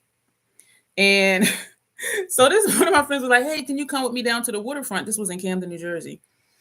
She said, because this guy, he want me to meet him down there, blah, blah. He's bringing a friend. So I went. Yo, I did not want to fucking be there. I was just like, but I was supporting my friend, right? So I'm sitting there. I was a fucking mess. And I know I'm interjecting fun stuff with the tough stuff, and I'm doing that on purpose. Stories of ladies ending up in dumpsters here to meet strangers. Girl, that's right, Dawn. I'd be like, yo, nah. People like, let's go to dinner. How about we go to lunch? Because in my mind, I'm like, it's still daytime. There's going to be a lot of people around. I don't do late dinners. Nah, fuck that. I mean, we might go to early happy hour. Bahama Breeze, early happy hours from 4 to 6. We can meet at Bahama Breeze at 4:30. I don't do dinner dates for the first date. Nah. And the waitress or the hostess be like, would you like some water? Nope. You ain't giving me no open beverages. So I could turn my head and nope. No, I don't want anything to drink. Seriously, I'd be like, no water. No, I'm okay. I don't want nothing. And so I went to support my friend, and I don't know what it was, but I did not want to be there. Good idea, says Kelly. I'd be like, we can go to lunch. Like, why dinner? Freaking lunch. Don't you eat lunch? Like, what the? Anyway, so I did not want to be there.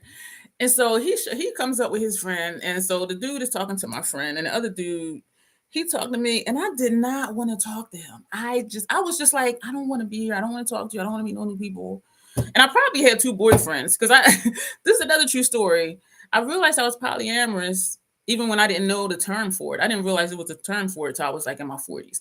And my whole dating life, I either had 2 boyfriends or no boyfriends. And so this was a time I might have had 2 because I just did not want to talk to this dude at all. And so when I was such a mess. This is so funny. So when he would start talking, Pretty Kiwi said be choking on that bread and them breadsticks with the SpongeBob with water. I need it. Every time he would start talking to me, I would look away. I need to stop laughing. This is a true story. Every time he would start talking, I would look away. And I was sitting on the ledge to a wall. So he would tap my knee because he was standing in front of me. He was standing up. And he would tap my leg. And then I would look at him. He would say something. And he would be like, why you don't be answering me? And I'm like, what? He's like, why you don't answer me? And I would say, oh, I can't hear. I said, I read lips, but I can't hear. And so, yo, I swear this is a true story. And I said it with a straight face with his birthday. I don't know. He wasn't that close to me. I just didn't want to be there, but I wanted to support my friend. And so I looked at him dead ass. I was just like, oh, I said, I didn't hear you. I said, I'm deaf and I can't hear, but I could read lips. And so then I looked away. So every time I would see him start to talk, I would look away. And he would tap me on my knee and I would look. He would say something, I would answer. And then I would look away. And then he would tap me on my knee and I would look up. He would say something, I would answer. And then I would look away. And later on, like later that day after, we had left and went home or whatever, my friend was like, why did he keep tapping you on your leg? This is a true story, y'all, I swear. And I did all that with a straight face the whole fucking time. She said, why did he keep tapping you on your knee? And I said, oh, because I told him I was deaf, but I could read lips. And so he would. So every time he tapped me, I would look at him. He would say something. I would answer. Then I would look away. And then he would tap me. She was like, girl, you crazy. I'm like, I know, right? Oh, I almost peed a little bit. Stop making me laugh. Wait, I'm making me laugh. But am I tingling? Okay, let me stop because I'm really about to pee myself. But y'all, she was like, girl, you crazy. I'm like, I know, right? And I did all that with a straight face. Oh, yeah. She was like, girl. She said, I was wondering why he kept tapping your knee. Yo, I've always been touched. And every time I think of that story, I'm like, that poor guy. Like, I lied with a straight face and he believed me. He kept tapping my knee. I was just like, oh my God. And that was hard for me not to laugh when he would do that because I know I could hear. I was just like, I ain't trying to talk to you, so I would look away. Why are you not answering, huh? Oh, I can't hear, but I can read lips. If I'm not looking at you, I can't understand what you're saying.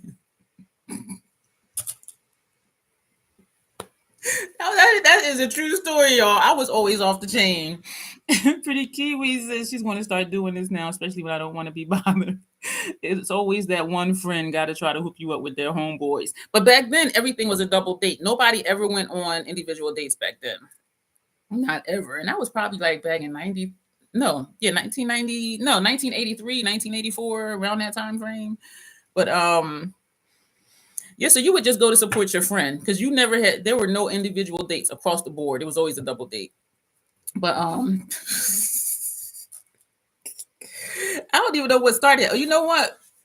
When she said that when she said to enunciate my words so she could read my lips. Yeah, so thank you for that flashback. And every time I do think about that, which isn't often, I'm like, damn, I was crazy. Like I was so ignorant back then. He really believed me. I was born in 69, Pretty Kiwi. 1969. Oh.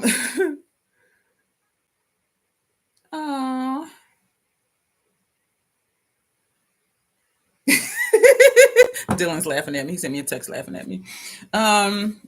So even if something happens, or if you start to notice your pattern is different or ignorant, but in a nice way, is Pretty Kiwi. I had to learn how to do that. I had to learn to be more balanced because I couldn't always be like, what? Because I was really like, y'all see me now and how I act now. If y'all would have knew me back then, y'all would be like, damn. I was worse back then, y'all. I was like, I don't care. Flat didn't care. Now I do care, but I'm still just like kind of rough around the edges. But that's just me. But so if you notice that your pattern is changing, be like unsubscribe now. This is pretty cute. So everything I'm having on is something that they picked for me to wear. So if you notice that your pattern has changed, or one of your friends' patterns have changed, just be honest about it. Let somebody know that you're struggling, somebody that you really trust. And if it's a friend you notice their pattern is changing, like just, have a talk with them and be like, hey, I noticed such and such, are you okay? Blah, blah, blah, blah. And if your relationship is the way you think it is, as far as being each other's ride or dies, then they will be honest with you. And sometimes it is hard to be honest with people because even when we struggle, we don't want to say, hey, I'm struggling. Like, I need help right now, or I'm just really having a bad day. For some reason, it's hard to say that. And I think because it can be seen as a sign of weakness to say, I'm having a really fucked up day. I'm not in a good mood. I'm having a bad day. Sometimes that could be a sign of weakness. And it's really not, though. Being honest with yourself and others with how you're feeling at that time, that shows strength because it is so hard to do. Like, who wants to admit that they're having a bad day? Who wants to admit that they're feeling crabby or bitchy? You know what I mean? And so to say that and to trust that the person is going to still accept you and, help you work through whatever it is, that takes courage. Because everybody we talk to is not here for our best interests. You know what I'm saying? And so when you tell somebody about something and you know that they're there to support you, that takes courage to do that. And so, but a lot of people don't because what will they think? What will they say? Like, are they still going to be my friend? Like, what if they think this? You know what I'm saying? And so it's in an ironic way, that's a sign of weakness, not being open about your feelings because you're overly concerned with what someone else may think or say versus having the courage to just say it and just get it out. And if there really are your friends, they're going to support you through it and be there for you and for you to be that friend for them as well. So if you notice somebody's pattern is changing, just have a talk with them. Hey, are you okay? Like for real, like, are you okay? Not like when I was asking dude and he's like, oh yeah, I'm fine. And 3 months later, oh, that winter was really hard for me. What? Like I thought you kept saying you was okay. So being honest with yourself and being honest with other people. And so we already talked about seeing a doctor, going to therapy. So do that and be honest with your care provider. If they ask you, I think it's almost standard now for them to say, have you gained or lost any weight unexpectedly? Have you been sleeping more lately? Stuff like that. So when I had to cancel, I think I woke up with a migraine one day. And so I canceled my therapy appointment. So I sent him a message and I said, I need to cancel today's appointment. I'm having trouble focusing. I have a migraine. I said, I am feeling kind of down lately. I said, but I'm not suicidal. I'm not homicidal. I know what today's date and time is, and I'm not a danger to myself or other people. Because those are the questions that they ask you. And so he wrote back, okay, thank you for saying all of that. And I hope your migraine goes away. Because I wanted him to know, even though I'm feeling crabby, like I'm not, any of those things. And so my son is one who enlightened me when I was depressed, says Sandy. I thought about it, and he was 100% absolutely correct. I know I read that backwards. He was absolutely 100% correct there. And so just being... And also, if somebody's asking you about something, like just being honest with yourself and with them, because they can't help you. You lie about it, or if you downplay it. And so, so see a doctor if you need to. I do suggest having a therapist in your pocket. I really do. And we already talked about the causes. The time having less sunlight, it may throw off some people's biological clock. I'm nocturnal. My biological clock is thrown off anyway. I'm up all night and I go to sleep after the sun comes up usually. But if that were to change, it would be like, okay, what's going on? I need to think about what's happening. Hey, Kat, guess what? I was in a deep sleep for the last 3 hours. Were you really? I wish I was. I don't know if I ever really stay asleep long because I wake up every 90 minutes or so. And usually I do go right back to sleep. Not too long ago, a few months ago, my doctor prescribed me a medication to take at nighttime, well, before I go to sleep, to help with my body pain and with sleep. And I really do believe it is. And so that's been a good thing, but I still keep waking up. But so they're saying the causes could be the biological clock, the circadian rhythm, because it is less sunlight, and so your mind may be saying, "Oh, it's dark. It's time to go to sleep." Like if you're not a nocturnal person, And you have dinner at 6 o'clock or so, you clean up, and then you go to bed by 9 o'clock, and then you get up at 6 o'clock, get ready for work, whatever. But then when winter comes, it's dark at like 4:30. So your mind might be like, okay, it's time to go to sleep, but then it's not. So that could throw you off. And then when it switches back to the spring, when the time changes again, then it flips all over again. Also, serotonin levels. Sandy says, I'm only at tonight's live because I sat down to have coffee and fell asleep. The notification woke me up. I had my notification. Well, not notifications. I set my alarm for quarter of and then for like 2 minutes of. So that way it's like, okay, start getting ready. And yes, you got 2 minutes to set up. And y'all see I'm never ready anyway. And I had my alarm set to get up, like to wake up to get up, I think 6 o'clock or 6:30. I think it was 6:30. This wintertime sleep schedule is fire. This is pretty kiwi. I usually wake up when it gets light out, though. Says come. That's usually when I go. I'm like, oh, the sun coming up. I can go to sleep now. Like seriously, it's just my mind is just weird. Serotonin levels, because there's less sunlight, it affects our serotonin levels in our body. That may be one of the triggers, because your serotonin may drop because you have less sunlight, which to me is neither here nor there because I sleep during the day anyway. But if I were to start sleeping more, that's when I would have to be like, okay, my pattern changed. Like, what's going on? So just really knowing who you are and how you function on a regular basis. That was my second unexpected sleep since I woke up 8 hours ago. Well, I'm glad you're getting sleep, Sandy. Send me some. Send me some. A friend of mine, they get less sleep than I do. And I told them I feel like I'm still in their sleep. Because I'm like, oh, I slept.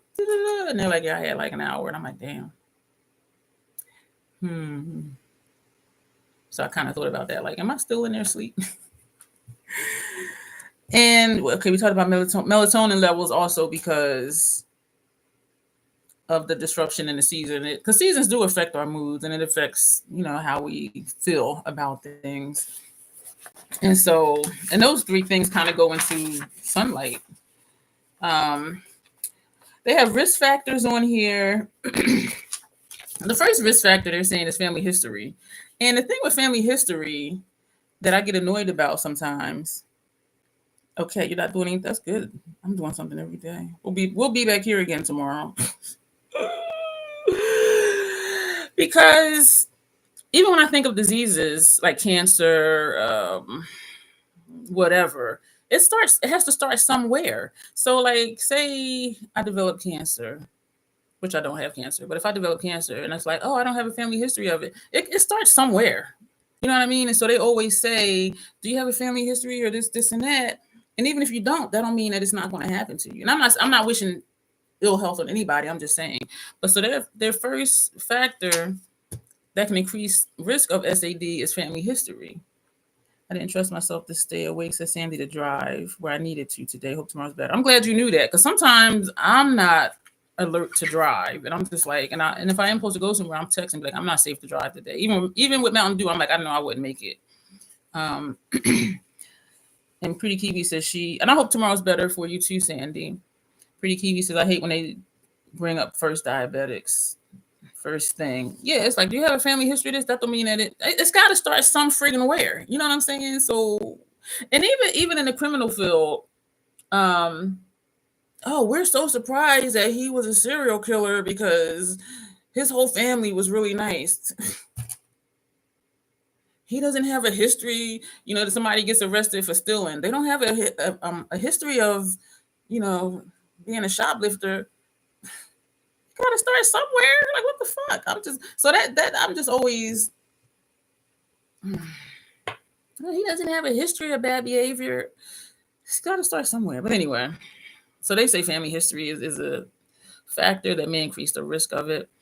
Having major depression or bipolar disorder, I can see that because it may make your moods more extreme. So that one, yes. Living far from the equator, they say. Because then the time changes are different. The seasons are different when you're living farther from the equator. Low levels of vitamin D, they say, is a trigger, especially if you're not getting enough sunlight, which I don't because I'm asleep during the daytime most of the time. I do take vitamin D, and I think my levels are almost where my doctor's like, you're almost in a normal range. So, those are what they're saying can be some of the triggers. That's me, says Cat, far away from the equator. Yeah, you're in Canada, right? Yes, you are in Canada. I do remember that. Complications, signs and symptoms of seasonal affective disorder seriously. It says to take these signs seriously. As with depression, S.A.D can get worse without treatment. Yes, it can get worse without treatment.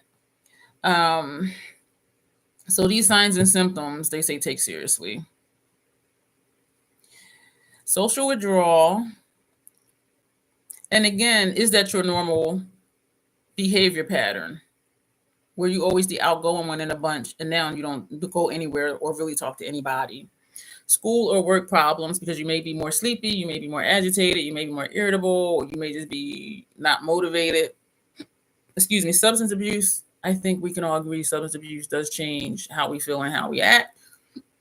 Excuse me. Other mental health disorders such as anxiety or eating disorder. So if you already have an eating disorder and you start eating more because of S.A.D, and it goes back to knowing your pattern of behavior, knowing how you are day to day. Like if you're eating more or less, okay, that could be a problem. But if you already have an eating disorder that you're struggling with, you may not think, okay, well, I am dealing with S.A.D because I normally have fucked up eating patterns anyway. Or if you're dealing with anxiety and it gets worse, that can be a sign. Or suicidal thoughts or behaviors. And we know to always take that seriously. And that's why doctors and clinicians will always ask you, do you feel homicidal? Well, they don't even say it like that. They'll say, do you feel like hurting yourself or other people? Instead of saying, do you feel suicidal or homicidal? But that's how I put it with my therapist. I'm like, I have a migraine. I'm not going to make it today. I'm not safe to drive. I'm not homicidal or suicidal, blah, blah, blah, blah, blah. But so those are some of the factors to pay attention to see if they get worse than they normally are. I don't have S.A.D, says Kat. She actually likes the winter.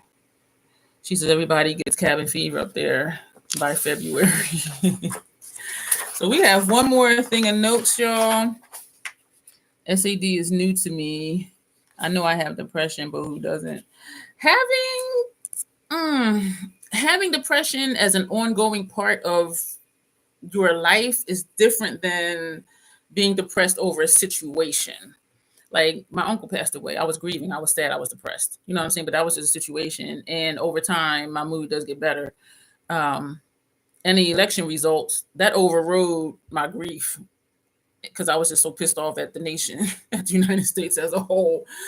So it depends. Like if you're, because some people do just deal constantly with a low level of depression through their life and they're okay. And I deal with it here or there. If I'm having a bad pain day, that affects my mood.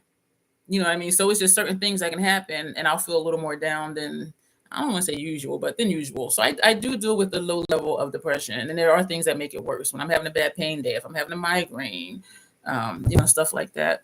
Or if I get sick because I live alone. So it's like, damn, like there's nobody here to take care of me and I need help, that type of thing. So dealing with depression or having depression in general is different than having a situation happening that you get depressed about. And it's important to like know the difference. So that's what I will say about that, because I think everybody in their life, something happens and they get depressed at some point, and it could just be circumstantial. You know what I mean? Pretty Kiwi says she loves the movie Cabin Fever. It's a horror movie. Did you see the remake? The remake sucked. The lines were almost identical. The officer was a woman versus the man from in the first one. It just sucked. The acting was horrible too. Oh, good. Good. I'm in therapy too. Actually, my appointment is the 18th, actually. Which is good because my last one I had a migraine, I ain't make it in.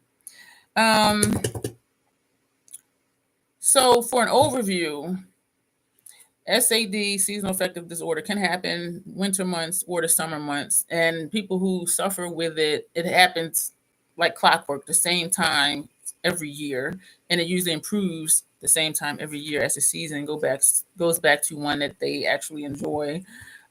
Symptoms: feeling listless, you're sad or down almost every day, you're losing interest in things that you used to enjoy, low energy, you're feeling sluggish, you're sleeping too much, you're overeating, you're gaining weight or you're losing weight, you're having trouble concentrating, you're feeling worthless or guilty, and or maybe having thoughts of not wanting to be alive anymore. So those, in a nutshell, are the main symptoms. And some specific symptoms: oversleeping, appetite, weight gain, and being tired or low energy. And so the bottom line is know your patterns of behavior, know other people's patterns of behavior, those who are close to you, and be real with yourself and honest with yourself and other people if you notice that your pattern changes, or if their pattern changes, or if their moods are different than they usually are, and just talk it out. And if possible, be in therapy. Even if you don't go every couple months, just have one in your back pocket and go every 3 months or whatever, if you can afford to do that. And have a therapist that's going to let you know, okay, this is what I think, or these are my suggestions, and be open to it. And for those who came later to the conversation, letting your therapist know. Sandy, oh my gosh, she done give to somebody else. Oh, that went the cat. Oh, Sookie. Cat, you just received a gifted membership from Sandy. So hopefully you'll stay after it's over. The gifted membership is for 30 days, 30 or 31. It's for a month. But hopefully you'll stay after that. But you'll get to see. I will do another community post because Kat's here. She's new. Callie just recently joined the membership. So I'm going to do another community post just with like random stuff that they can do. Because right now, the most recent thing I did was for the members to shop my stash. And so I do have 3 more videos to do for that. But I'll do another post so y'all can just really see what we do here. Even though the perks do say what we do, but for you to see I actually do it. Because I do members only posts. I try to do one at least once a week. It's usually every 2 weeks. She's thanking you, Sandy. I love it when all my trolls get along. Now we have another in-house troll that's actually in the house, like that's in here. And Sons of Ray. Yeah, I am going to text Portia. I wrote a note. And so you're trying to have a therapist in your pocket. Oh, this is what I was going to say. Oh, you turned it on. They asked you. Oh, okay. Awesome. Yep, Kat, you have a star. And the longer you're here, like if you join, the longer you're here, it'll turn colors. Like Sandy's been here since day 1. So that's why hers is orange. So the longer you're here, like every month or something, it'll change colors. Yeah, and Dawn's is yellow. Yeah. Dawn's is, ooh, Sandy finally got one in the chat. And when the Sons of Ray, she popped in earlier and then she left because she be multitasking too. And she got kids at home and a husband. Ooh. But if you're new to therapy or if you weren't here before, the way I was trained, and most people I know, we're trained not to give unsolicited advice. And so the therapist that I've had, I would say, you have my blanket consent to always give me your advice and your suggestions and to tell me what you really think about whatever it is I'm telling you. And each one has told me I really appreciate that, and that's what they do. Because some therapists, they'll just be a listener, and they'll just say back to you what you said, but in a different way, which may help you. Because sometimes even when I say things, and I find myself in videos when I'm talking about something, I'm like, oh, thank y'all for helping me process that. Because just hearing me say it helps me figure it out. So there are some people that you can just regurgitate what they say in a different way, and it'll help them. But for a lot of people, we need something a little more than that. We need to know, okay, you're the professional. What do you really think? What's your advice? What's your professional suggestion? You know what I mean? And so if you do go to therapy, let them know. You always feel free to tell me your suggestions, your advice, and how you feel about what I'm saying. Because most of us are trained not to automatically do that because we don't want to put people off. Or if they just want us to listen and we jump in with advice, they might be like, I just wanted you to listen to what I was saying. You know what I mean? And so because we don't know, that's why they told us don't do that. To ask what the client wants from us at that time. So you being their client, let them know. Feel free to just say what you want to say, advice, suggestions, call me out on my shit, whatever. And that's the only way I think that therapy will help. Because I had mentioned earlier, I know people in therapy years and years and years and nothing ever changed. So I'm like, well, you're just spending your money and wasting your time. Like, what's the point in being in therapy if nothing ever changes? You know what I mean? And money's too precious to be just blowing it. And just to be like, oh yeah, I'm in therapy. Yeah, but you're not learning anything. Nothing's changing. You're the same way with the same thoughts and the same issues you had 5 years ago when you first started. So what are you doing? And what is your therapist doing? And there has been people I told them you need a new therapist because it ain't working. And every therapist is not a good fit either. And so just how they do an assessment to figure out if you fit for them, you need to figure out if they fit for you as well. Because every therapist and every client is not a good match. And it's not that anything's wrong, just the personalities or characteristics might not mesh together. So that is our talk today about seasonal affective disorder with a lot of my personal tidbits thrown in. And I'm like, I be telling y'all a whole lot of stuff. So what are, any closing thoughts? If you're dealing with stuff, and we all deal with stuff every day, if you're dealing with stuff that's more intense than usual, Pretty Kiwi says she be feeling like her therapist wants to be my homegirl.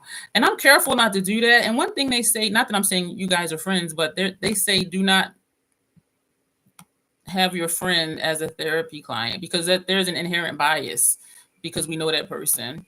Um, and so, yeah, I'm like, no. But it's good to have that feeling that you can talk to them that way, which is good. And so if you know somebody, like if you knew me in my real life, I would not be your therapist because there's an inherent bias.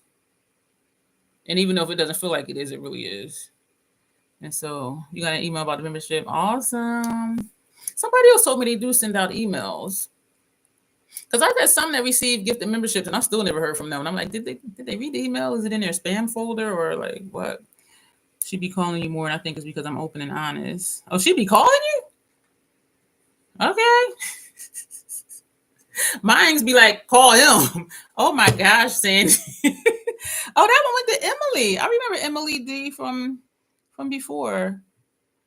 I'm excited when I know the people that received the gifts. And Portia, because I know her in person. I'm just like, oh wow. Yeah, I'm gonna text her after this live is over.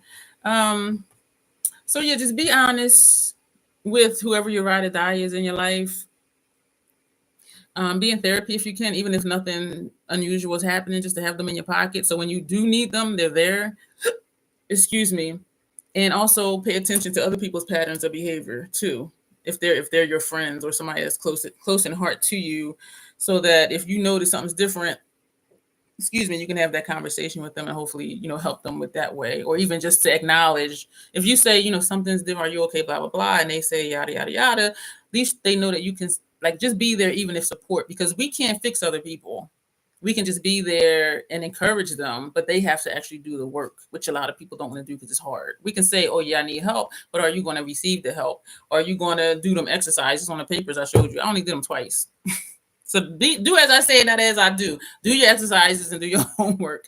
And so that's a huge part of it too. But know that you're amazing. Know that it's okay to deal with, S.A.D. It's okay to deal with depression. And there's no shame to it because a lot of people do. But there's no shame to it. Life is just fucking hard sometimes.